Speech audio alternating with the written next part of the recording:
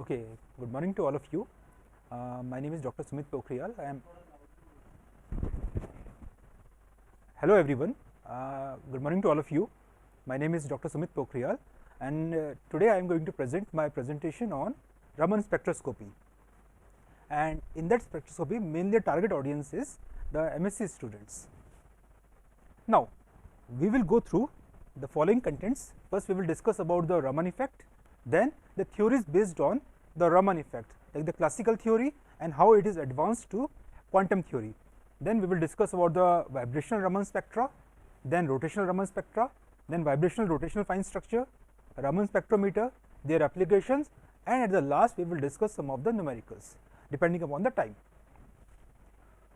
Now, as you all know that the Raman effect was a very effective effect, and it was given by Sir C.V. Raman, and he got Nobel Prize for that based on his paper a new type of secondary radiation, and this totally based on the scattering of light.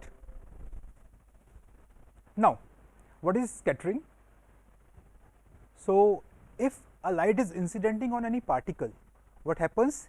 It can be scattered in different directions. So, as you all know that light is a form of photon, and when the photon is incidented, depending upon the criteria whether it will be a elastic scattering, means there is no interaction of matter and light waves, or it is an inelastic scattering, means a matter can absorb some of the amount of light and then it can release rest of the energy, that is called as inelastic scattering.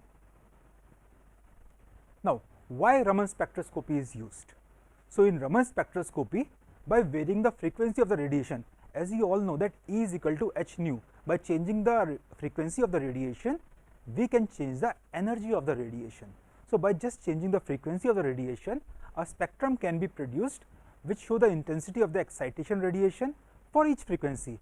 So, this spectrum will show which frequency of radiation have been absorbed by the molecule or emitted by the molecule.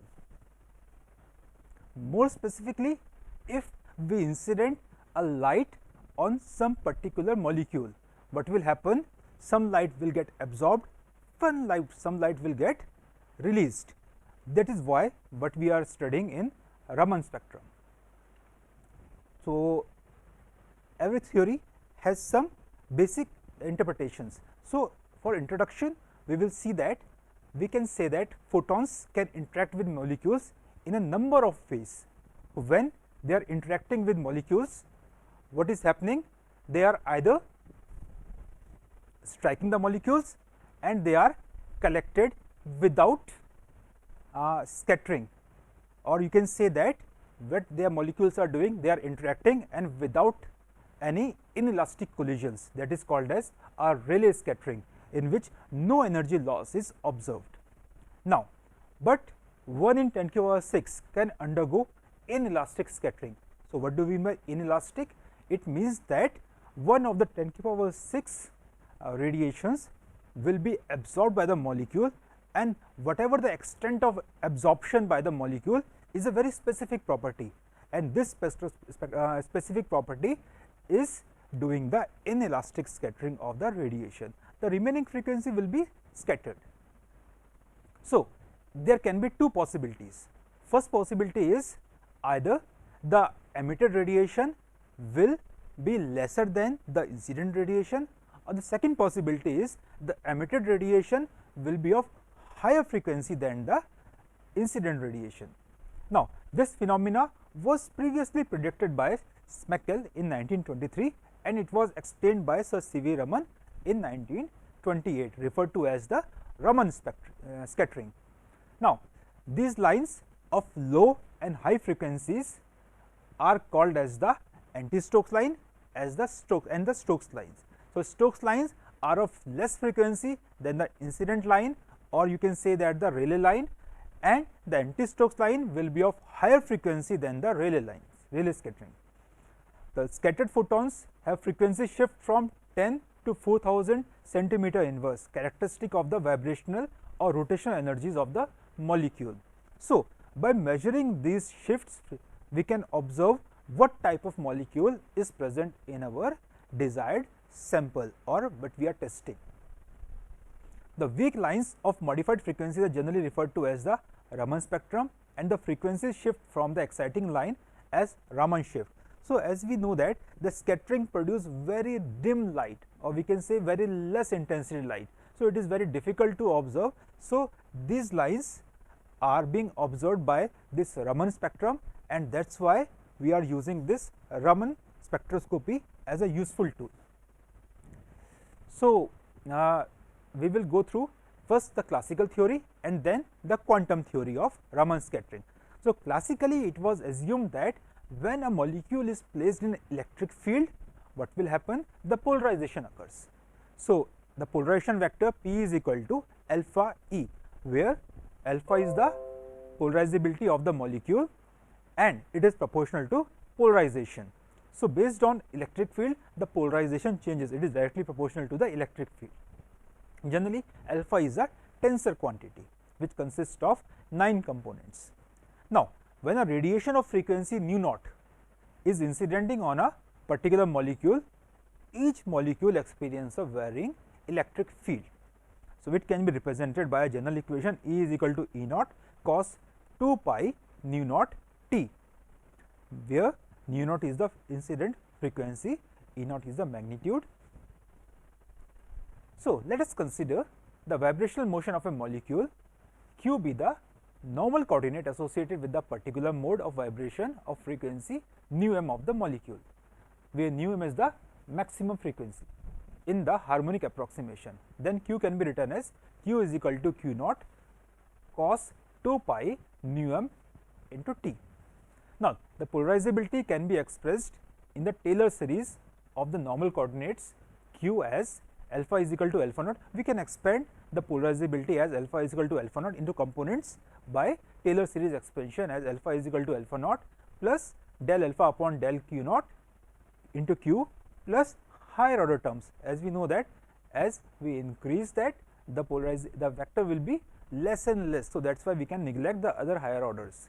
So, we can neglect, and then the p becomes substituting the value of alpha in equation number 1, then p will become alpha naught plus del alpha upon del q naught at 0 q naught cos 2 pi nu m t into E naught cos 2 pi nu naught t. Solving it, it becomes alpha naught E naught cos 2 pi nu naught t plus del alpha upon del q naught E naught cos 2 pi nu naught t. There is some mathematics here. So, what we will do is we will solve the equation, and by further solving it, we get, as you know that 2 cos theta cos phi is equal to cos theta plus phi plus cos theta minus phi. So, by putting this value, we can get 3 different components. First component is alpha naught E naught cos 2 pi nu naught t plus half del alpha upon del q naught E naught cos 2 pi nu naught plus nu m t plus 2 pi nu naught plus minus nu m into t. So, as you can see here that there are 3 frequencies. Initially, we gave the frequency nu naught, but here after the polarization, what we are observing that first frequency is nu naught, the second frequency is nu naught plus nu m, and third frequency is nu naught minus nu m. Means one of the frequency is higher than the provided frequency, other one is the lower than the provided frequency, and the last one is equivalent to the provided frequency.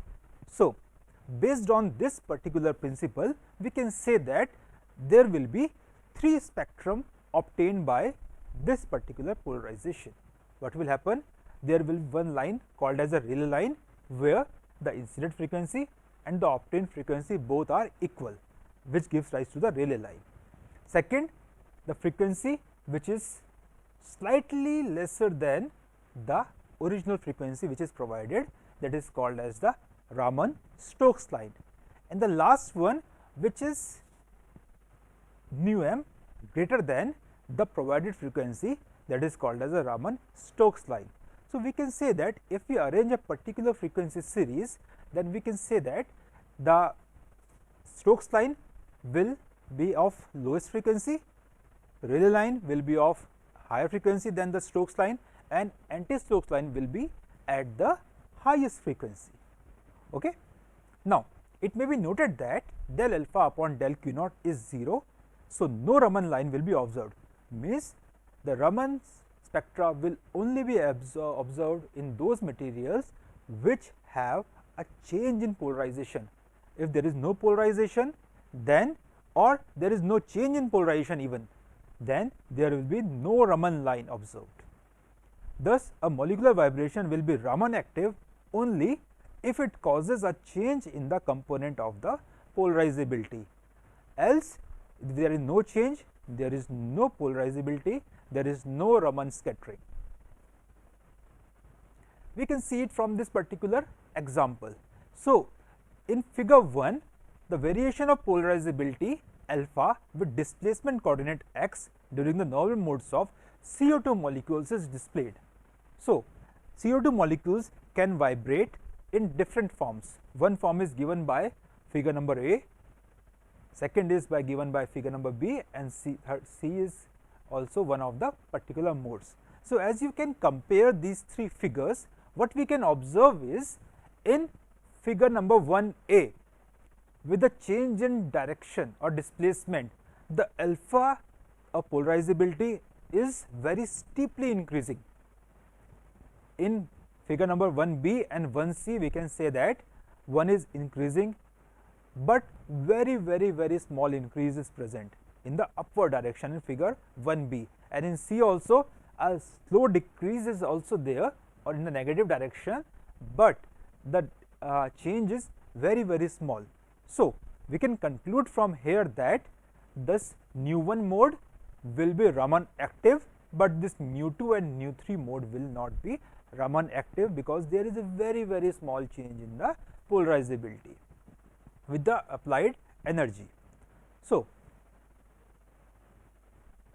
what we can conclude is, for small displacements from the equilibrium position, the curve is almost flat in both nu2 and nu3 modes, leading to a 0 near to 0 for del alpha upon del x. Hence, they are Raman inactive. Only that mode is active where the polarizability changes to a sufficient amount. However, nu1 is Raman active since all the displacement changes the polarizability appreciably. Though at some amount classical theory was able to explain, but it fails to give the correct intensities of the frequencies or the intensities of the radiations. Only quantum mechanical theory was able to predict the correct intensities. So, now let us discuss about the quantum theory. So, as you all studied in our previous classes in BSc as well as MSc previous, what is there? The quantum picture shows that the radiation behaves as both particle and wave nature, the duality of light, dual nature of light. In explaining the Raman scattering, incident radiation of frequency nu naught, considered as a stream of particles, undergoes collisions with the molecules. So, whenever radiation is incidenting on a certain particular particle, what happens? It is colliding with it, it is interacting with it. If the collision is perfectly elastic, there will be not any exchange of energy between the photons and molecules. However, if there is a exchange of energy, any exchange of energy, the collisions will be called as inelastic. The molecule can gain or lose energy equal to energy difference delta E between any of the two allowed states.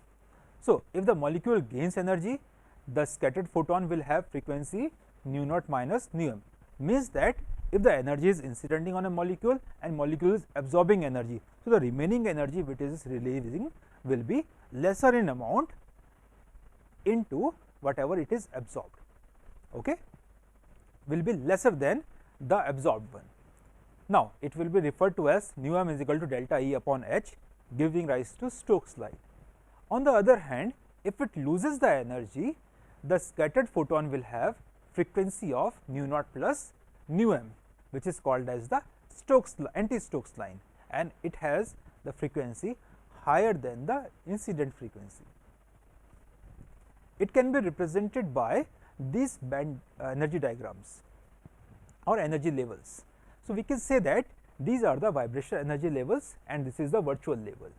So, whenever a radiation is incidenting, what happens? The lower energy, the photons will give rise to increase in the go to the virtual level, the energy diagram, and then what will happen? They will again, the electron will come back and it release the energy h nu naught, when the incident energy and the output energy or released energy is equal. H nu naught, it will give rise to a Rayleigh line, means there is no change, there is no absorption of energy. But if suppose H nu naught is incident on a molecule, it goes to a virtual energy level, then what will happen? In returning back to its normal level, they can only exist in the virtual state up to about 10⁻⁸ second. After that, they have to return back to its original place. So, whenever they are returning it, suppose the molecule absorbs some of the energy, let us say nu m. So, what will happen? Nu naught will have less than nu m amount of energy. So, the energy radiated will be h nu naught minus nu m. Now, if suppose in the ground state, what happens? Most of the molecules try to remain in the ground state, because the lowest energy state is the ground state. But in some cases, what happens? The molecules can also stay in a little higher state. So, suppose if a radiation is incidenting from the little higher states to the virtual state, what will happen? When it is returning back to the ground state, the energy difference will be h nu naught plus nu m, means it is emitting a radiation a little higher than the incident radiation. So, it will give rise to a anti-Stokes line. So, here the vibrational levels are V is equal to 0, 1, 2 and 3 of the ground electronic states. Now, when the system interacts with the radiation of frequency nu naught, it may go upward transition to a virtual state. The molecules, if return to a normal state, is called, as we see that, Rayleigh scattering. If they does not return to the normal state, either they are upward or they move from the upward to the lower state, they are called as Stokes line as well as anti-Stokes line. Now, the annihilation of the incident photon and the creation of scattered photon are simultaneous. Annihilation and creation are simultaneous process here. Now, if you want to study the intensities, the intensity of the spectral line depends most importantly on the initial population of the states from which the transition originates. Either it is starting from the ground level or it is starting from the V is equal to 1 level, upper level than the ground level. The Stokes line originates from the V is equal to 0 level, and as we have seen that the anti-Stokes line originates from the V is equal to 1 vibrational level, giving the same Raman shift. So, it has to be noted that whenever a Stokes emission is there or an anti-Stokes emission there, the nu m value remains the same. Now, based on the Boltzmann distribution law, we can say that the intensity of the Stokes line and the Stokes line can be related as exponential h nu m upon k T, where k is the Boltzmann constant, T is the temperature in Kelvin. A more rigorous theory, if you want to explain it, expand it more rigorously or more studied it, then we can say that I Stokes line upon I anti-Stokes can be written as in the frequency form also, nu naught minus nu m ki power 4 upon nu m plus nu m ki power 4 exponential h nu m upon k T. Now, as we can see from here that anti-Stokes line have very lesser intensity than the Stokes line. Why it is there? Because for anti-Stokes line to occur, we have to see that these lines can only occur if a molecule is already in the excited state, but all the molecules try to remain in the ground state for stabilization purpose. So, very few molecules will be there. So, very few anti-Stokes line will be present in this case. Now, we will discuss about the rotational Raman spectra. So, there are different type of molecule, linear, non-linear molecules. So, first we will discuss about the linear molecules. So, the rotational energy changes in molecules can be studied with the help of Raman scattering. So, as Raman spectrometer is not that sensitive to detect small energy contribution, the rotational energy levels of a linear molecule can be written as E j is equal to B j j plus 1 centimeter inverse. So, what happens when we are talking about the rotational levels? So, the rotational levels are very small energy levels, they can be excited by providing very small amount of energy. So, there has to be some correction term also, some extra term, but they can be ignored because these molecules are very sensitive. So, we will take the most probable term. So, energy can be written as Bj j plus 1, where j are the energy levels. J plus 1 is the upper energy level with the j level, and j can be given as 0, 1, 2 and 3 and so on. So, if we see the selection rules for that, delta j is equal to 0 or plus minus 2. So, delta j is equal to 0 will give rise to a Rayleigh scattering, and plus minus 2 will give rise to a Stokes line and anti-Stokes line. So, if the usual practice of defining delta j as j in the upper state minus j in the lower state is followed, delta j is equal to minus 2 can be ignored, since for a pure rotational change the upper state j must necessarily be greater than the lower state. Why it is so?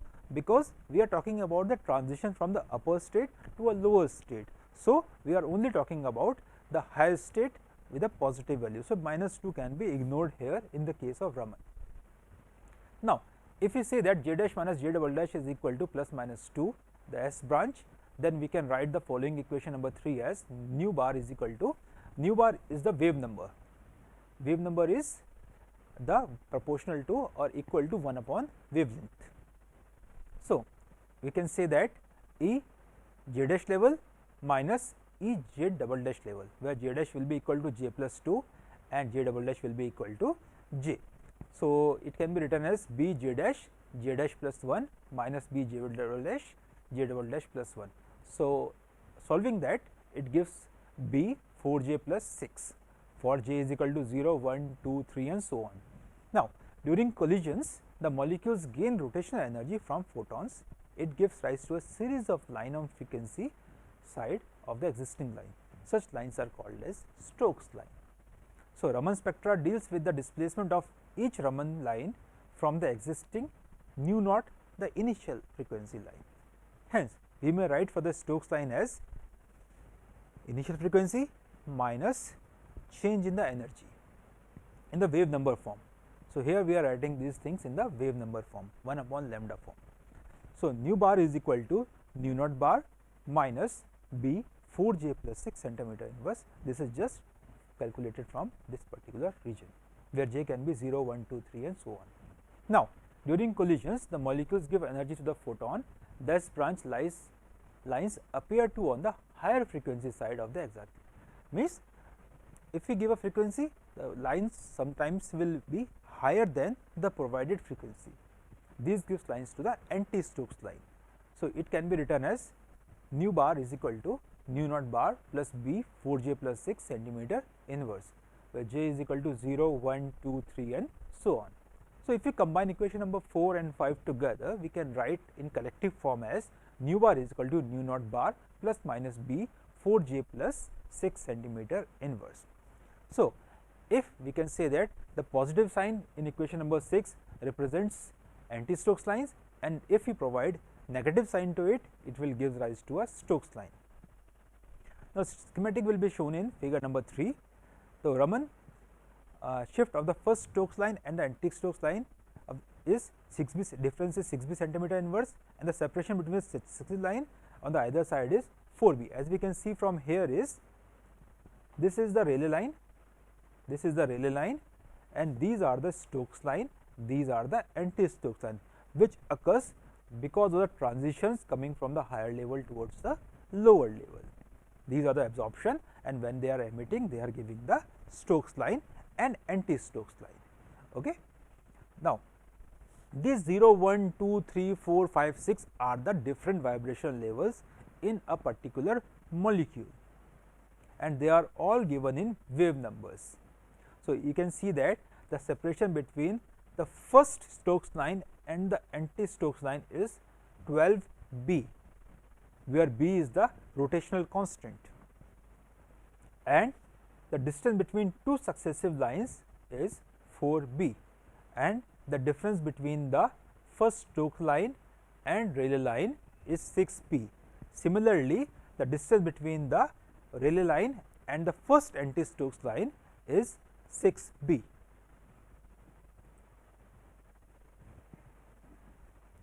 Now, the Stokes and anti-Stokes line will appear with considerable intensity as all the rotational levels belong to V is equal to 0. So, as we have discussed previously that maximum transfer will occur from the ground state to a excited state, because most of the molecules will try to be in the ground state. So, they are highly populated. The molecules having large moment of inertia may not give well resolved rotational spectrum, as B will be very small for such molecules. So, if we can see that for rotational constant B, B is equal to h upon 8 pi square I c. So, this is a particular case where I is the moment of inertia. Now, I is related to, for diatomic molecules, I is equal to mu r square, where mu is the mass, or you can say the effective mass of the particular diatomic molecules. So, the molecules which are heavier, their rotational constant will be small. That is why the rotational constant for heavier molecules will not be much effective.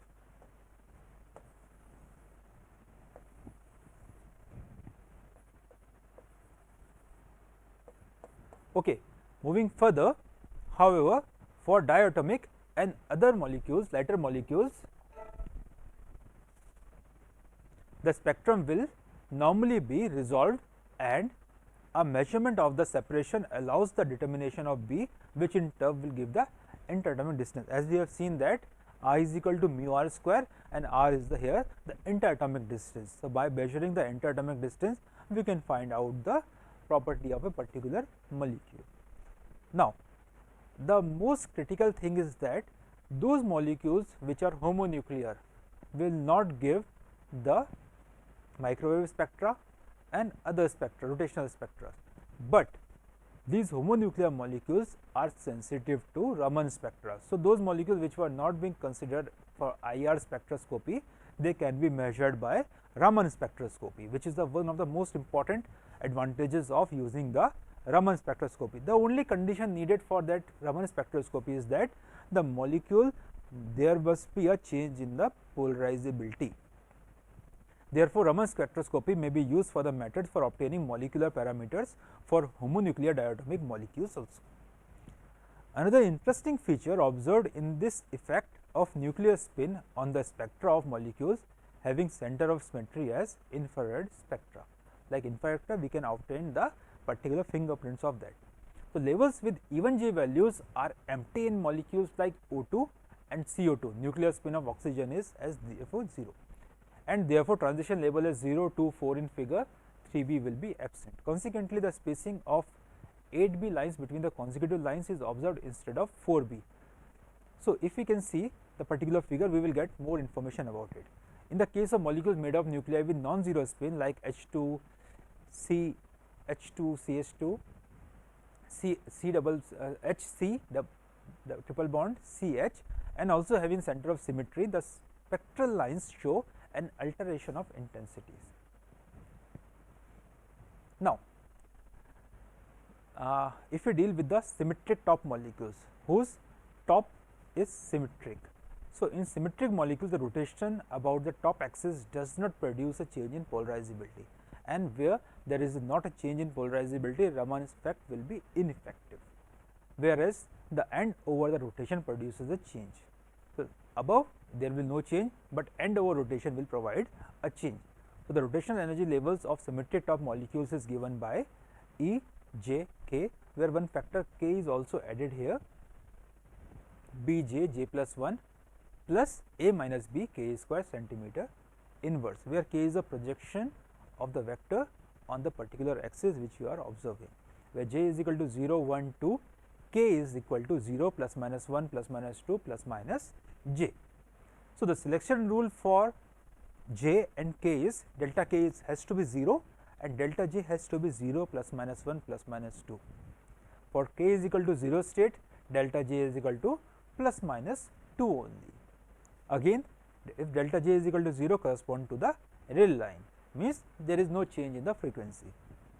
Sk represents the angular momentum about the top axis. Delta k is equal to 0 implies that the rotations about the top axis are Raman inactive. If delta k is equal to 0, there will be not be any Raman active. Since k is equal to 0 for ground state, it is governed by the selection rule delta j is equal to plus minus 2. For j is equal to 1, 2 and 3, k will have the values other than 0. So, delta j can be plus minus 1 transitions are allowed.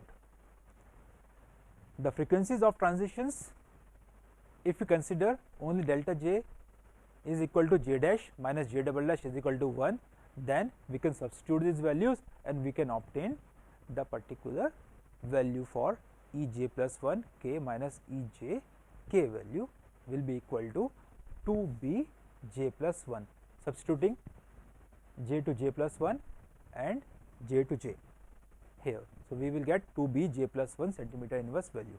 Now, when the molecules gain rotational energy from the photons, we will get Stokes lines of frequencies nu bar is equal to nu naught minus 2 b j plus 1 centimeter inverse. And when the molecule loses energy, we will get anti-Stokes line as nu bar is equal to nu naught bar plus 2 b j plus 1 centimeter inverse, where j is equal to 1, 2, 3 and so on. Hence, for delta j is equal to plus 1 R branch, we have the frequencies of anti-Stokes line and anti-Stokes line as combinedly we can write nu bar R is equal to nu naught bar plus minus 2 b j plus 1 centimeter inverse, where j is equal to 1, 2, 3 and so on, where R stands for R branch and R branch appeared as 4b, 6b, 10b, 8b, 10b centimeter inverse from the existing line. Similarly, we can calculate for delta j is equal to plus 2 the S branch, and it leads to the anti-Stokes line, and it gives the value of nu naught bar plus minus b 4j plus 6, where j is equal to 0, 1, 2, 3 and so line, and these line will appear at 6b, 10b, 14b centimeter. We will see it from the figure, it will be more clear to you afterwards. So, every alternate line corresponding to delta j is equal to plus 1 series coincides with the line of delta j is equal to plus 2 series, and the complete spectrum is shown as an alteration of intensity in figure number 4. So, as you can see here that this is the spectra for delta j is equal to plus 1 transition. Here 4b, 8b, 10b, 12b, 16b are there, but if we talk about delta j is equal to plus 2 transition, some of the lines which comes in the delta j is equal to plus 1 will be missing here, like there is no 4b line, there is 6b line, 10b line, 14b line. Here there is no 6b line, but here it is 6b line. Based on the transitions selection rules, the transition changes. Combinedly, if you want to plot it, this is the complete spectrum which consists of all the lines. So, as you can see from here that all the transition can occur at one particular time. So, only those transition which will be having the higher intensity or broader intensity will be those which appear in both these transitions. Let us say take an example of 10b. 10b appears in delta j is equal to plus 2 transition as well as delta j is equal to plus transition, delta j is equal to plus 1 transition. So, the intensity of 10b line will be much higher than the intensity of 4b line or 6b line. That is what this spectrum is telling us.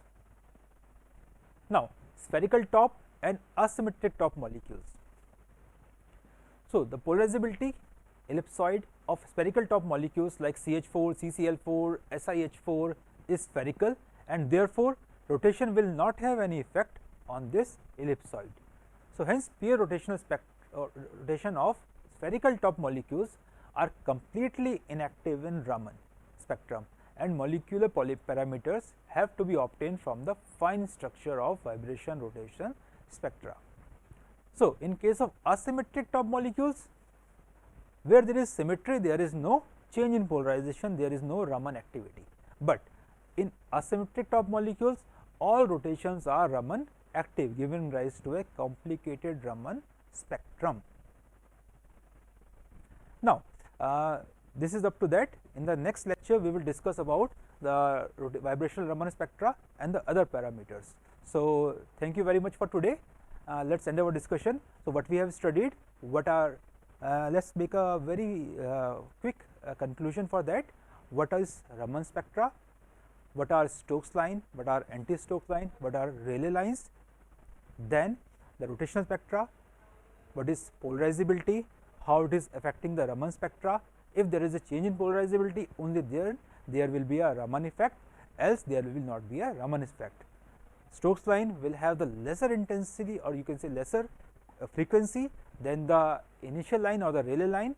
Anti-Stokes line will have the higher intensity or higher frequency than the lesser intensity and higher wavelength, higher frequency than the Rayleigh line. That is how we will explain the Raman effect. Thank you very much for today.